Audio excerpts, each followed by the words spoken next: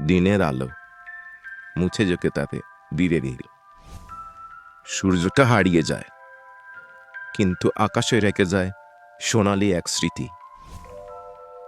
পাহাড়ের গায়ে লেগে থাকে তার শেষ রং। আমি হেঁটে চলেছি নিঃশব্দে, চারদিকে শুধু বাতাসের শব্দ আর নিস্তব্ধতা।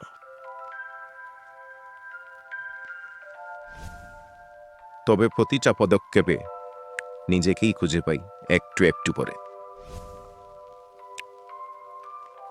আলো অন্ধকারের খেলা শেষে আকাশে উঠেছে চাঁদ।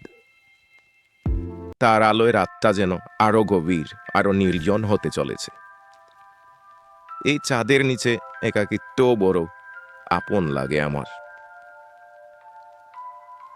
সূর্য ডুবে, চাঁদ উঠে, দিন বদলায়, সময় যায়, কিন্তু পাহাড় জানে নীরবতাই সবচেয়ে বড় সত্যি।